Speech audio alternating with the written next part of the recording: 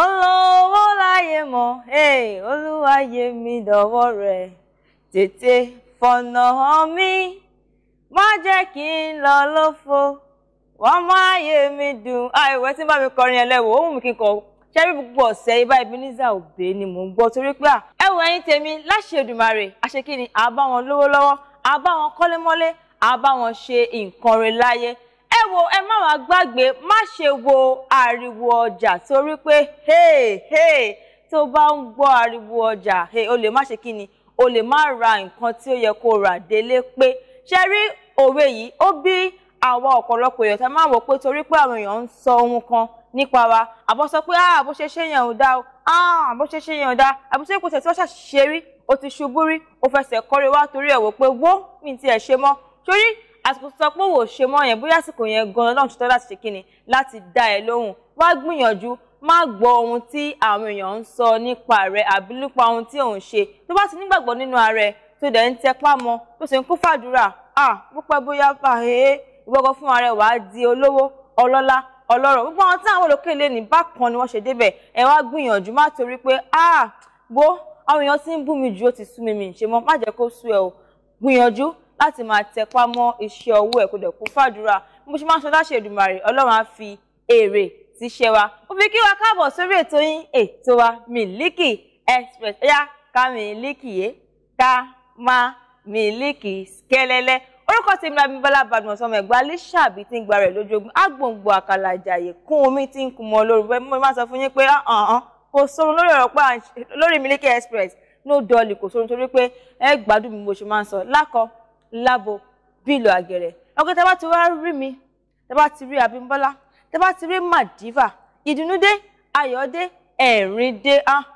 fàájì ọ̀sẹ̀ kí ni fàájì unlimited torí pé lẹ́ni mo ní àwọn ohun tó pọ̀ tẹ máa jẹ gbádùn ẹ̀ ṣé nǹkan tó ń lọ láàrin àwọn olùmọ̀ọ́ká wa ni ṣẹ̀ṣẹ̀ tọ́tẹ́ yìí tọ́tẹ́ yìí tẹ máa ń gbọ́ ó lé ńlẹ̀ mo kó wá tó pọ̀ ṣé kí ni ó dúró digbí bákan náà náfààní láti máa jẹ gbádùn oríṣiríṣi bá ti rí lẹ́ni lórí ètò ó rò pé ó mọ òwe dáadáa ó mọ òwe pa dáadáa tẹ̀lé wọn tó bá tiẹ̀ mọ̀ lásìkò ní láti mọ̀ torí pé ẹ láǹfààní lórí ètò yìí ẹ máa jẹ̀bùn ṣẹ́rẹ́ ẹni tó bá gba òwe tó bá lè parí òwe tí máa sọ tásìkò bá ti tó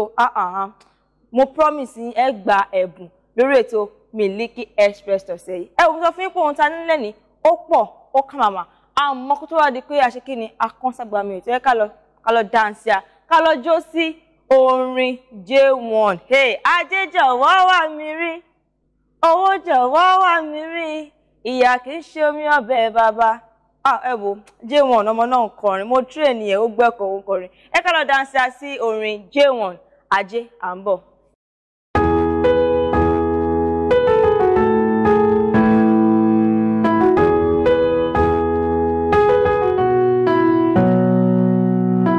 Can't lie, can't wait no more. Pékélé arúgbó jẹ gbèsè ta ni ó sọ èmi kọ́ ni mo sọ bẹ́ẹ̀ àmọ́ ẹ wo ọkùnrin gbọ́dọ̀ sọ fún mi pé Bímbọ́ ẹnu ẹ̀ ò ní pa ẹ́ kí ló dé ìwọ lòún rí gbogbo nǹkan ẹ̀wò kó ń ṣẹ́jọ́ mi náà iṣẹ́ tí mo gbà ní tí mo bá ṣe ń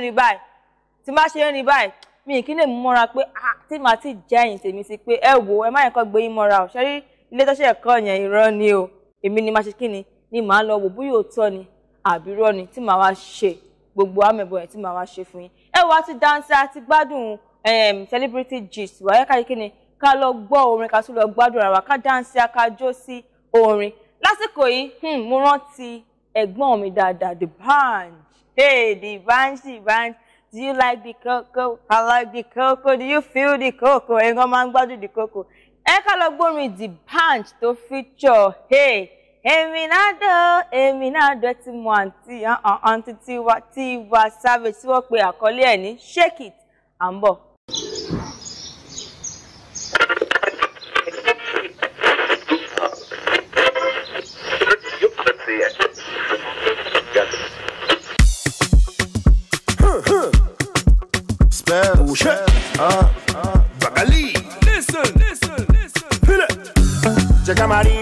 Tí àbá ti gbọ́ àwọn orin wọn àìtí gbé bọ́dì wá ẹ mọ̀ pé nísìnyí zanku ni legwork à ń ṣe kí ni à ń gbé sọ́hùn àmọ́ ní àsìkò kan ó ní àwọn ìlú mọ̀ọ́ká olórin wa kan tó jẹ́ wípé tẹ bá ń gbọ́ ọtí àwọn ló wà on point, àwọn ni wọ́n wà ńbẹ̀. Mo máa dárúkọ wọn fún wa lẹ́yọ kọ̀ọ̀kan. Tẹ́ bá ti wá rántí ohun tí mò ń sọ, ẹ bá ṣe kí ni kẹ́ máa kọ àwọn orin yẹn tẹ̀lé mi. Kí n bẹ̀rẹ̀ pẹ̀lú ó yá ẹ tí mo rí Bímbọ́ orin ló fẹ́ sọ. Kí n bẹ̀rẹ̀ pẹ̀lú Paul Play. Ẹ máa wọ pé Paul Play ta ni Paul Play, ọ̀pọ̀ wa tá à ń wo ètò yìí nígbà tí Paul Play ṣe orin yẹn wọ́n ti ẹ̀ tí bí wa, àwa kan adébà, àwọn kan àsìkò táwa náà ń dàgbà ni àwọn orin ṣìkìní ló jáde, àwọn kan tó jẹ́ pé ọ̀tẹ̀ ti jẹ́ àwọn ìyá àti bàbá nígbà tí orin jáde. Paul Play ó yá. Angel of my life, why oh angel of my life. Bákan náà gbogbo wa la mọ Wedding MC ó yá ìjòyà ìjòyà àwàlà lyrics lórí gọ́gọ̀ ẹ ti bá mi kọ́ lọ ìjọ lórí gọ́gọ̀ Wedding MC nígbà tí wọ́n ṣe orin ó mì gbòòrò títí ìtẹ̀lọ́pọ̀ àwọn ọmọ skul gbà yẹn báyìí wọ́n fẹ́ ṣe bóyá inter-house sport ni o àbí choreography àbí karo ni a máa bẹ̀rẹ̀ ó yá ìjòyà ìjòyà àwàlà níjó ẹ ti máa choreography tá a máa ṣe nígbà yẹn. Wedding MC náà ní àsìkò yìí àwọn náà mi ìgboro títí. Bákan náà mo tún rántí àwọn Style Plus Olúfúnmi o má pa mí lẹ́kùn o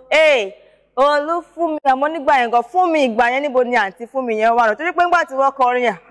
tẹ́lẹ̀ tí máa ń gbórin yẹn gbà yẹn máa ní good things ni pé àfihàn pé mi mò ń jẹ́ fún mi o tó bá ń kọ àwọn orin yẹn nígbà náà orin àwọn Style Plus yìí ó ṣe kí ni ó mì gbòòrò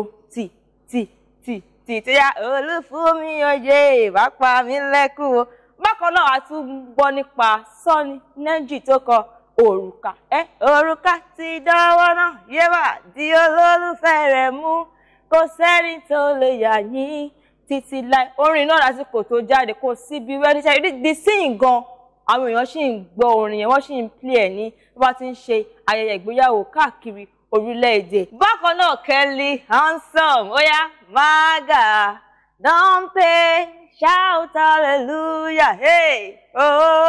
orin yẹn nígbà yẹn náà máa ṣe hallelujah a máa fò sókè jò ní ìgbà míì gan wọ́n máa fò ní hallelujah hallelujah wo àwọn ìlú mọ̀ọ́ká wa wọ́n ti kọ orin tó pọ̀ tó jẹ́ pé tá bá tiẹ̀ wá gbá orin yẹn nísìnyí a máa wò pé níbo làwọn orin ìgbà kí ló tí wọ́n tiẹ̀ máa play àwọn orin mọ́ torí pé wọ́n ti kọ orin tí ó pọ̀ tó pọ̀ lẹ́kùnrẹ́rẹ́. Bákan náà túmọ̀ Dangote bóde Dangote àwọn ọjọ́ dùn mí pé mi mọ̀ ọjọ́ ká ní mo mọ̀ ọjọ́ ní ó yẹ kí n máa fi oríṣiríṣi àwọn ọjọ́ yẹn sí orin tí mò ń kọ yìí àmọ́ kó bàbá Frayo fún wa ní Dangote bóde Dangote dẹ́gẹ́dẹ́gẹ́. A tún mọ̀ nípa X project pẹ̀lú kànga ẹ ti mọ orin yẹn ó yá lórílẹ̀ òdìgò gbé ẹ sọ fún Sisi ológe kó yá ẹ mọ orin yẹn yá fílẹ̀ gbà bẹ́ẹ̀ gbé bẹ́ẹ̀ ẹ wo àwọn olùmọ̀ọ́ká wa ti kọ orin tí ó pọ̀ ẹ kí ti fún yín ní mẹ́ta sí ó ní kan tó jẹ́ pé orin yìí mo fẹ́ràn débi pé kò sígbà tí ṣẹ́rígbà tí mo ti kọ́kọ́ bẹ̀rẹ̀ sí ní máa ṣe iṣẹ́ orin tí mò ń ṣe pọ́ ní ó yá o Bímbọ́ wá kọrin pẹ̀lú live band orin mo fẹ́ kọ mo lọ́rin ni mo fẹ́ torí pé mo nífẹ̀ẹ́ Hazardous ni ẹ ti mọ orin yẹn ó yá you is the one tí mo really fẹ́ràn lẹ́yìn tí o sì orin ìlànà tó bá ti ń kọ́ máa ń gbé bọ́dì ni oh boy you is the one Hazardous àwọn òṣèké ni wọ́n kọ orin yẹn tó yẹ pé nígbà yẹn orin yìí trend fún bí ọdún tó jẹ́ pé ìsí ìgbà bá tẹ̀ ń fún wa láwọn orin yẹn back to back kò sí ni ká wá ṣe kí ni ká má gbé bọ́dì wa ní gbogbo òde àríyá. Kí n fún yín ní méjì sí àmọ́ ṣe bá rí méjì tó kù yìí orin yìí Paul Play lọ́dọ̀ tún kọ gbogbo wa la mọ orin yẹn ṣé kí n kọ́ fún yín àjọ kọ́ tán ni o. Mo ní mo ṣoríire o ẹlẹ́dàá mi mo dúpẹ́ o mo ṣoríire o ẹlẹ́dàá mi mo dúpẹ́ o bàbá mo dúpẹ́ o bàbá mo dúpẹ́ o bàbá mo dúpẹ́ o bàbá mo dúpẹ́ torí bí mo bá jí lówùúrọ̀ kùtùkùtù ẹ̀dọ̀rí yìí mú sọ pé mo ṣoríire o ẹlẹ́dàá mi mo dúpẹ́ o Paul Play ti kọrin kí ló dé lákòótán kí n tún wá já yín sí ó pọ̀ o ẹ má bọ̀ ṣe yọ́sẹ̀ tó ń bọ̀ yín tún mú un wá ní ọ̀nà tó jẹ́ pé ẹ sì wò pé Bímbọ́ kí ló ṣẹlẹ̀ àmọ́ lákòótán kí wá ṣe kí ni ó yá bí kẹtàn dé kéwà kéré yé kéwà yóò àṣẹṣẹ lórí yìí nígbà tó ṣe kọ́nsáàtì kan nígbà yẹn nílùú Ìbàdàn tí wọ́n ṣe àwọ́ọ̀dì kan tí wọ́n wá gbé àwọn tí wọ́n kọ orin yìí wá kọ́kọ́ wá máa tún àwọn orin wọn kọ inú àwọn èèyàn dùn pé orin ìtúre ẹ tún jẹ́ ká rántí ṣẹ́ṣẹ́ orí bá ti wọ́n pè orin báyìí mo yẹn ń kó mọ́lẹ̀ rè tí mò ń jó pé ó yá let's go there àwọn zulezu ẹ̀wẹ̀ máa wọ̀rọ̀ tó ṣe rí ọ̀sẹ̀ tó ń bọ̀ máa ṣe rọ́ṣẹ̀ yìí máa gbìyànjú láti lọ káàkiri ṣé láwọn tí mo dárúkọ wọn yìí máa lọ wádìí nípa wọn ohun tó ń ṣẹlẹ̀ sí wọn lásìkò yìí bóyá ó ṣẹ̀ṣẹ̀ orin míì ni o àbí bóyá lásìkò yìí àwọn kan nu wọn ti ń ṣiṣẹ́ ni o àbí ó ra mọ́tò ni o àbí mi gan ò ti ẹ̀rọ orin kan mọ́ gbogbo ẹ̀ ni máa jà yín sí. Ará mi ẹ ṣe pẹ̀lẹ́pẹ̀lẹ́ báyé bá ń fẹ́ kó rọra ṣayé o ayé ò fẹ́ ní fọ́rọ̀ àforí ẹni. Ará mi ẹ ṣe pẹ̀lẹ́pẹ̀lẹ́. Ẹ máa wò pé àrà ọ̀tọ̀ ni mo tún gbédé lénìí pé kí ló ṣẹlẹ̀ Tóyìn gbórin wọlé nǹkan tá a fẹ́ discuss lénìí ó need orin torí ẹ̀ ni mo ṣe wò pé a need àti gbórin wọlé gẹ́gẹ́ bẹ́ẹ̀ ti mọ̀ lórí abala campus gist wa yìí pé níṣẹ́ méjì ju ká máa lọ sí gbogbo campuses wa kiri ká máa wo bó ṣe ń ṣẹlẹ̀ ká máa sọ ká máa mú wá sí etí ìgbọ̀nyín bó ṣe ṣẹlẹ̀ káàkiri ní campuses wa lórílẹ̀‐èdè Nàìjíríà. Abdul Olúwatóyìn ní orúkọ ti tèmi. Ṣé wá rí campus gist ọ̀sẹ̀ yìí? Olúwa o. Ṣé rí topic tàbí issue tí mo fẹ́ sọ̀rọ̀ lé lórí lọ́sẹ̀ yìí? Ọ̀rọ̀ náà ó tóbi pọ̀ níbi tó ta mí lára dé mo forin wọlé. Ó ní ará mi ẹ ṣe pẹ̀lẹ́pẹ̀lẹ́. Mo mọ̀ pé tí mi bá ti sọ àkórí nǹkan tí mo fẹ́ sọ gan tí mi bá ti sọ fún yóò yẹ kẹ́ ti máa ní idea nǹkan tí mo lè fẹ́ sọ. Ó ní ará mi ẹ ṣe pẹ̀lẹ́pẹ̀lẹ́ tí ayé bá ń fẹ́ yín kẹrọra ṣayé ayé ò fẹ́ ni fọ́rọ̀ lóòótọ́ orí ẹni ni gẹ́gẹ́ bẹ́ẹ̀ tí mọ̀ gbogbo ẹ̀yin students tẹ́ wà ní school gbogbo yín tẹ́ wà ní school kọ́ lẹ máa lérò pé inú àwọn èèyàn dùn sí yín ìgbà míì tẹ́ bá ra admission àwọn ẹlòmíì tó wà lé wa ní ọ̀gá ẹ kí tẹ̀ ní ṣé torí pé dẹ̀ ti ra admission náà inú gbogbo èèyàn kọ́ ló ń dùn sí yín àmọ́ tá a bá wá dé school ọ̀hún tán ẹ jẹ́ ká ṣe kí ni pẹ̀lẹ́pẹ̀lẹ́ ẹ jẹ́ ká ṣe jẹ́jẹ́ kí la wá sọ̀rọ̀ lórí ẹ̀ lénìí òun náà ni ẹgbẹ́ kíkó ẹgbẹ́ kíkó gẹ́gẹ́ bẹ́ẹ̀ ti mọ̀ ṣe rí nínú gbogbo campuses wa lórílẹ̀‐èdè Nàìjíríà oríṣiríṣi ẹgbẹ́ ló wà ṣé kí n máa kà fún yín ṣe rí ẹgbẹ́ mi ẹgbẹ́ ká máa tara wa lọ́pọ̀ ni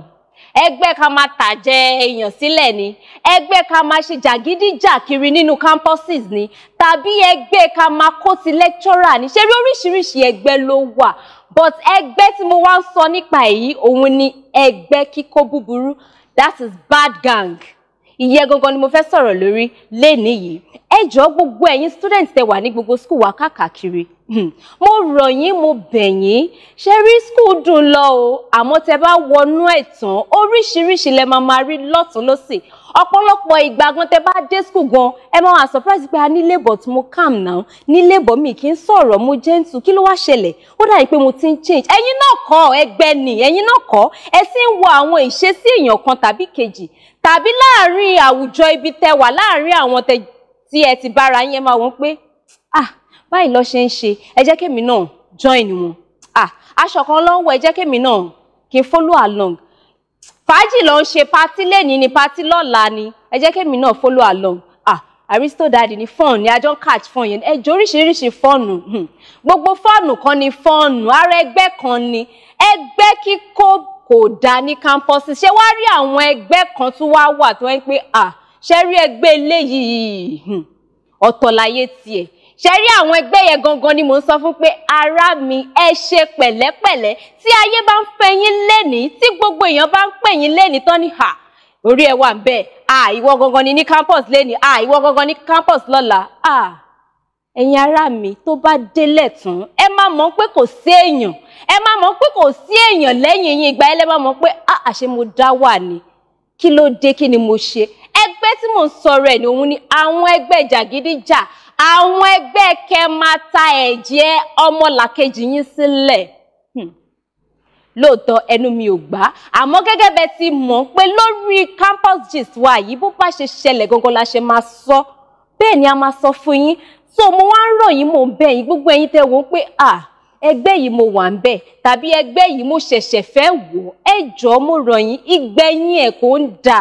gbogbo ẹ kàn lè wọ́n pé àmú wà ní campus lénìí ó ń ṣẹlẹ̀ ó ń happen ó ń bob wọ́n ń pè mí lénìí wọ́n ń pè mí lọ́la hey àlàyé kí ló ń ṣẹlẹ̀ àlàyé kí ló ń happen ẹ bá máa wọ́n pé èmi ni mo wà on point lénìí èmi ni mo ṣe kí tó bá gbà yín mú lọ́la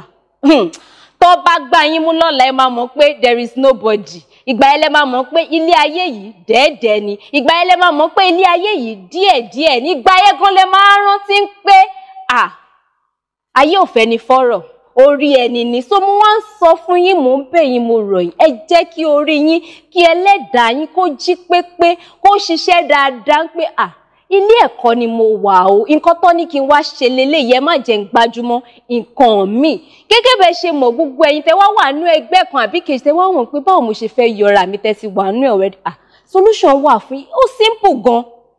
ẹ kàn máa wò pé jẹ́ kí n máa rọra fà sẹ́yìn kí n máa sún sẹ́yìn díẹ̀díẹ̀ ṣé rí ó náwọn ẹgbẹ́ kan tẹ́ bá wà tẹ́ bá ti rí pé ìṣesí wọn kò bá ti yín mu àwọn ẹgbẹ́ tó ń pẹ́ ti rí pé mi ì lè déta kí n fọwọ́ sọ̀yà pé irú ẹgbẹ́ tí mo wà léléyìí òbí mi gan ò lè lanu gbọ́n pé mo sọ pé irú ẹgbẹ́ tàbí irú àwọn ọ̀rẹ́ tí mò ń kó kiri léléyìí ṣé rí irú àwọn ẹgbẹ́ bẹ́ẹ̀ kẹ́ tó torí bọ̀ tán kẹ́ ṣe kí ni kẹ́ fà sẹ́yìn kẹ́ sún sẹ́yìn kẹ́ wò ó pé ẹgbẹ́ yìí ò dẹ̀ wá bójú mu wọn ò lè rí eléyìí ní àárín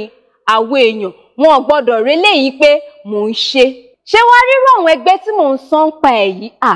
ṣe rí ní campus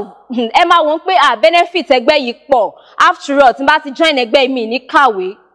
ẹni tó mọ̀wé ló mọ̀wé most of the time ẹni tó bá mọ̀wé ò kì í mọ̀wé torí circumstances tó máa ń wà lẹ́yìn ẹni tó mọ̀wé ló mọ̀wé wọ́n á ní kíní kan nú ẹ̀fà ó ju èje lọ ẹ̀yin tèmi nílé mo rọ̀ yín mo bẹ̀ yín ẹ jọ̀ọ́ ẹ̀ṣọ́ ẹgbẹ́ níní tẹ́ bá ti wò ó pé lẹ́ni o ẹni tí mo bá rí ìwà sí ẹ̀ ìsọ̀rọ̀ sí ẹ̀ ó dàbí pé ó ti mú ìfura dání irú ẹni bẹ́ẹ̀ jọ̀ọ́ kẹrọra máa ṣe kí ni kẹrọra máa fà sẹ́yìn fún tẹ́ bá rí pé bóyá roommate lẹ́ni ni o tàbí classmate kan tẹ́ rí gàǹgọ́ tẹ́ wọ́n pé àwọn eléyìí ń lo ride lẹ́ni tí wọn ò dẹ̀ tó yín lọ́jọ́ orí ẹ mọ̀ pé máa wọ́n pé bóyá ọmọ mi bóyá 23 years 22 years ẹ máa wọ́n pé ọmọ yìí máa ń lo bẹ́ǹsì ọmọ yìí máa ń gbé ráìdì ọmọ yìí máa ń múra ẹ jọ̀ọ́ oníkálukú ló mọ oníkálukú ló mọ nǹkan tó ṣe tí gbogbo ẹ̀ fi ń ṣe kí ni tẹ́ bá lọ torí ìbọ̀tẹ́ lọ́wọ́ pé I want to belong I want to be among my dear bí among yẹ ọlọ́run ní jẹ́ ó dín nǹkan míì fún yín o mo rọ̀ yín ni mo bẹ̀ yín tẹ́ bá ti rírú àwọn ẹgbẹ́ bẹ́ẹ̀ tó dín pé alẹ́ ẹ jẹ́ ká jáde alẹ́ Aristo daddy ni alẹ́ Aristo mommy ni ṣé rírú àwọn ẹgbẹ́ bẹ́ẹ̀ yẹ kó ń sọ ní lórúkọ rẹ̀ tẹ́ bá lẹ́jọ́ kátẹ̀ wá àzùn pé ẹ wá ṣetán ní school ẹ wá di ọ̀la ọmọ tí yín wá dàgbà ó ṣọ̀ fún mi jù pé irú yín gangan lẹ máa ní Túnjí ẹ̀mí ló mo pè ẹ́ la etí ẹ̀ sílẹ̀ mi gbọ́dọ̀ rí ẹ pé o ṣe báyìí ní school mi gbọ́dọ̀ rí ẹ pé o hùwà wẹ̀rẹ̀ àtẹ̀yìn fúnra ara yín jàgídíjà yẹ wù ní school tẹ́ bá bímọ tán ẹ máa sọ pé ẹ máa preach gospel fáwọn ọmọ yín pé ẹ má ṣe báyìí ẹ mọ̀ ẹ ti gbàgbé wípé àṣelẹ̀ làbọ̀ abá kò sí nǹkan tẹ́ máa ṣe lẹ́ni tó bá di ọ̀la ẹ máa kéèrè ẹ̀ ó dájú nìkan tó sátì ní kì í ṣe pé ṣùgbọ́n kí irú ẹ̀ má wá bá a ṣẹlẹ̀ sí yín ẹ̀yin tèmi ẹ dẹ̀ mọ̀ pé mo love yín gan mo nífẹ̀ẹ́ yín gan kó má bàa ṣẹlẹ̀ fún yín náà ni mo ṣe ń tètè sọ lọ́rọ̀ tí mo ń pa lówe tí mo tún kọ́ lórin yín pé ẹ̀yin tèmi pẹ̀lẹ́pẹ̀lẹ́ nílé ayé ohun gbogbo tí a bá ń gbé lé ayé ṣe ẹ jẹ́ ká máa fi ẹ̀sọ̀ ṣe ẹgbẹ́ kíkó ò dáa ẹ jọ̀ọ́ nítorí Ọlọ́run mo bẹ̀ yín ni gbogbo ẹ̀yin tẹ́lẹ̀ wò pé ẹ ti bára yín bẹ̀ mo gbà ládùúrà wípé láṣẹ Èdùmàrè Ọlọ́run á yọ yín kúrò ń bẹ̀ o ẹ wò ó lọ́rọ̀ kan ṣá ní ṣókí ẹgbẹ́kẹ́gbẹ́ ó máa ń ba ìwà rere jẹ́ ni ẹ jọ̀ọ́ tẹ́ bá ń plan láti wọ school ẹ má máa ní mindset yẹn pé tí n bá wọ school tán o mo fẹ́ lọ di big boy ni o tí n bá wọ school tán mo fẹ́ lọ join gang ni o mo bá wọ school tán and again tẹ́ bá tún wá wọ school yẹn náà ẹ má máa wo ẹ̀mìwà oníwà fi ṣe ẹ má wọ́n pé bóyá àwọn gúrùpù kan wọ́n ń bọ́bìn lọ́wọ́ ẹ̀yin náà fẹ́ join ẹ fọ́ bọ́bìn níbi tó ti máa ń bẹ̀rẹ̀ nìyẹn ẹ jọ̀ọ́ mo bẹ̀ yín mo rọ̀ yín ni ẹ má jẹ́ ká sọ orúkọ òbí nù ẹ má jẹ́ ká di ọmọ tí àwọn òbí máa rí tí wọ́n máa tutọ́ sí lára tàbí táwọn ará àtà àwọn èèyàn máa tutọ́ sí lára ẹ wo àníri jù báyìí lọ lórí abala campus gist ọ̀sẹ̀ yìí. ó lọ sí gbọ́ látẹnu Tóyìn Abdul gbogbo bó ṣe ń ṣẹlẹ̀ bó ṣe ń lọ lórí àwọn campuses wa pé èkó tọ̀tẹ̀ yìí ó lékè nkà àwọn yẹn tẹ́ bá gbọ́ lórí campus kò sí nǹkan tí wọ́n mọ̀ nípa ohun tó ń ṣẹlẹ̀ láàrin àwọn lecturers ni àwọn students ni pàápàá jùlọ àwọn parents wa ohun tó yẹ kọ́ mọ̀ Tóyìn máa ṣe kí ni ó máa já wa sí. abala tó wá wá ìka tó kẹsẹ̀ torí pé ètò yìí kò ní pẹ́ ṣe kí ni kò ní pẹ́ lọ sí ìparí. abala tá wá wá abala ta ló mọ̀ ó ta ló mọ̀ ṣé wọ́n mọ òwe tó tiẹ̀ lè po òwe ẹ wá rí kò sí paṣíà o mi ì fẹ́ kí mọ́mì kan wá pè mí pé Bímbọ́ òwe yẹn mo mọ̀ kẹ́ wá sọ fún mi mọ́ àmá tí mọ̀ pẹ́yìn lẹ mọ̀ òwe wà fáwọn ọ̀dọ́ àwọn ọ̀dọ́ ló ní òwe máa fún wa ní òwe méjì ẹ wá parí òwe ṣé wá rí nǹkan tẹ́ máa ṣe fún mi ni pé ẹ lọ sórí Instagram àti Twitter wa @Orisun TV kẹ lọ sórí website wa bágẹ́ website náà ní www.orisun.tv tàbí orí YouTube www.youtube.com/orisuntv pé ẹ ti ẹ̀ rí ètò yìí wò láti bẹ̀rẹ̀ fẹ́ òwò dáadáa kẹ lọ wò níbẹ̀ àmọ́ fún bèrè tó fẹ́ bèrè yìí ẹ tẹ àtẹ̀jíṣẹ́ yín ránṣẹ́ sí orí nọ́mbà tí máa pè lẹ́yìn tí n bá ti bèrè ìbéèrè yìí. Óyá ṣé ti rẹ́dì torí èmi ti rẹ́dì bẹ́ẹ̀ ni mo ti rẹ́dì fún yín pé mo sọ fún yín pé ẹ máa láǹfààní lórí ètò yìí láti máa jẹ ẹ̀bùn ẹ máa wá jẹ ẹ̀bùn yẹn látara pé ẹ̀yin ṣe kí ni ẹ mọ òwe Yorùbá dáadáa ẹ dẹ̀ tún gbọ́ èdè Yorùbá dáadáa torí pé àwọn ọmọ máa bèrè lọ́wọ́ yín máa mú láti àwọn àṣà ìṣe ilẹ̀ Yorùbá rẹ̀ ṣé bá rí lọ́sẹ̀ yìí òwe ló bá dé ṣé rí kò sáyé fún mọ́mí àti dáadé báwo pé mo mọ̀ pé òwe tí mo bá fẹ́ pa ẹ ti mọ̀ tó dé ọ̀pọ̀yàn mi kò tiẹ̀ mọ ìbẹ̀rẹ̀ òwe lọ́mọ̀ mọ̀ parí àǹfààní máa wà fún láti máa yànnàná àwọn òwe bá ti bèrè òwe lénìí ọ̀sẹ̀ tó ń bọ̀ máa ṣe kí ni máa fún yín ní ìdáhùn sí òwe yẹn àti àwọn tí wọ́n gba òwe mo dẹ̀ láǹfààní láti mú èèyàn 3 péré ẹni tó bá kọ́ tẹ àtẹ̀jíṣẹ́ 3 tó dẹ̀ gbà dáadáa má sọ pé kó wá fún mi ní ìdáhùn nìkan gbà wàá kọ òwe yẹn tán fún mi tó bá ti kọ́ tán mo ti mọ̀ pé ẹni mọ ohun tó ń ṣe. àkọ́kọ́ àìgbọ́fá làwọn òkè mo ti já yín sí ẹni tó bá tètè mọ̀ ẹni tó bá ti tètè ṣe kí ni tó bá jẹ́ ọwọ́ ṣe kí ni ó fast dáadáa ní ìmú. ẹlẹ́ẹ̀kejì bólóde ò bá kú ṣé kí n fún yín ní expo int olórin kan tún fi orin yìí kọrin o bólóde ò bá kú ẹ fi àtẹ̀jíṣẹ́ yín ránṣẹ́ sí orí nọ́mbà 08082717578 lẹ́ẹ̀kan sí 08082717578 ìwọ tó bá láǹfààní láti ṣe kí ni láti gbà tí a bá mú ẹ ní àǹfààní láti jẹ ẹ̀bùn láti ọwọ́ Madiva baby ẹ wo òun ní ká ṣe ránpẹ́ lẹ́nu àmọ́ òun fa fún òjẹ́ mo dúpẹ́ lọ́wọ́ gbogbo àwọn tó wà lẹ́yìn ìtàgé tó jẹ́ kẹ́ máa rí Abímbọ́lá wò tó jẹ́ kẹ́ máa wò pé Madiva kọ́ máa ní Madiva ojú ẹ ti ń ṣòróró bá nǹkan kó fi nù àwọn kan náà Madiva torí aṣọ tó wọ̀ yìí ń láti dáadáa ẹ wo iṣẹ́ ń lọ lẹ́yìn ìtàgé àwọn kan ló ń jẹ́ kẹ́ máa rí wa wò lọ́yẹ́ kó jù wá máa ṣe kí ni kó máa gúnrégé ó ń jẹ́ kí ẹ máa tiẹ̀ láǹfààní láti máa gbọ́ ohùn wa tí mi máa kàn máa ṣe báyìí lásán tẹ́wọ̀ pé àgbọ́ nǹkan kan àwọn kan ló wà nídìí ohùn wa náà a dúpẹ́ lọ́wọ́ gbogbo àwọn tí wọ́n wà lẹ́yìn ìtàgé bákan náà tèmi tí wọ́n ní tẹ́wọ̀ pé gbọ́dọ̀ wo ètò ìtọ́tẹ́ farabalẹ̀ tẹ́ wo ètò Miliki Express ti ẹjọ́ tònítọ́ a dúpẹ́ lọ́wọ́ yín bákan náà mo dúpẹ́ lọ́wọ́ gbogbo àwọn èèyàn pẹ̀lú pàápàá jùlọ lọ́wọ́ Ọlọ́run ọba tuntun wá jẹ́ ká kí ni ká wà lálàáfíà ká wà láàyè láti lè ṣe ètò Miliki Express ẹ wo bá ti wà lórí ètò báyìí inú mi máa ń dùn ara mi máa ń yá nítorí pé tẹ̀rín tó yàyà báyìí òun máa yẹ kí ni ló máa ń bọ́ ní ẹnu mi. ó yá àsìkò ti tó láti máa ṣe kí ni láti máa relé àwa ń lọ ó dìgbà ó ṣe ká má fi kú yára wa ká má fàrùn yára wa ká fire àti ayọ̀ ká fi pàdé lọ́sẹ̀ tó ń bọ̀ àmọ́ ká tó máa lọ jẹ́ kí n fún yín ní orin ìmúrelé tá a bá ṣe kí ni tá a máa jó sí ó yá orin wo ni máa fún yín lọ́sẹ̀ yìí náà o òun ni mò ń wọjọ́ pé tí n bá fún yín ṣé lẹ́yìn ètò yìí ẹ ṣì máa kọ́ ẹ ṣì máa jó sí ó ní wo ni mo lè fún wa yẹn náà ó yẹ kí n fún wa ní orin ẹ jẹ́ kí n fún wa ní orin yìí. Orin àwọn tó jẹ́ pé láwọn àsìkò kan wọ́n ń trend pé àwọn méjèèjì wọ́n ṣe kí ni wọ́n lẹ̀pọ̀ ẹ̀tẹ̀ tí lọ́wọ́ bí mo yẹn ṣe wọ́n lẹ̀pọ̀. Tiwa Savage àti Wizkid ó yá máa lọ o jọ̀ọ́ o máa lọ láti ọwọ́ Tiwa Savage pẹ̀lú Wizkid. Ire o.